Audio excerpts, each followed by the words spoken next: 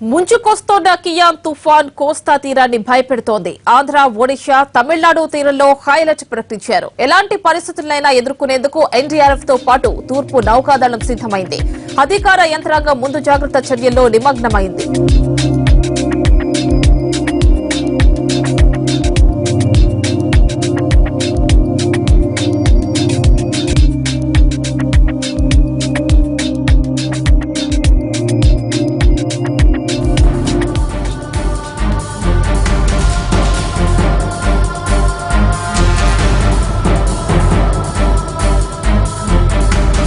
తీరంలో మళ్లీ అలజడి. రానున్న 3 రోజుల్లో కోస్తా తీరంపై ప్రకృతి ఎలాంటి ప్రభావాన్నైనా చూపించవచ్చు. ఒడిశా నుంచి ఆంధ్ర మీదుగా తమిళనాడు వరకు కియాంత్ కలవరపెడుతోంది. దీపావళి నాటికి తీర ప్రాంతం మొత్తం భారీ వర్షాలతో నిండిపోయే సూచనలు కనిపిస్తున్నాయి. వాతావరణ శాఖ అంచనాలు కూడా ఇదే స్థాయిలో ఉన్నాయి. దీంతో హుదూద్ అనుభవాలను దృష్టిలో పెట్టుకుని ముందు జాగ్రత్తగా అధికార యంత్రాంగం మొత్తం అలర్ట్ అయ్యింది. నేవీ కూడా ముందస్తు ఏర్పాట్లు చేసింది.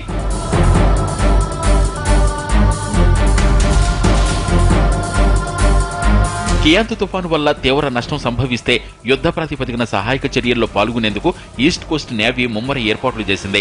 సహాయ సామాగ్రితో షిప్పులను సిద్ధం చేసి ఉంచింది. 5 నుంచి 10,000 మందికి సరిపోయే రిలీఫ్ మెటీరియల్ ను రెడీగా ఉంచారు. బలమైన తుఫాన్గా తీరాన్ని కియాంత్ తాకకపోయినా ఆ ప్రభావం మాత్రం తీవ్ర స్థాయిలోనే ఉండే సూచనలు కనిపిస్తున్నాయి. అందుకే మత్స్యకారులకు ముందస్తు హెచ్చరికలు జారీ చేశారు. తదుపరి ఆదేశాలు వచ్చే వరకు వేటపై నిషేధం విధించారు.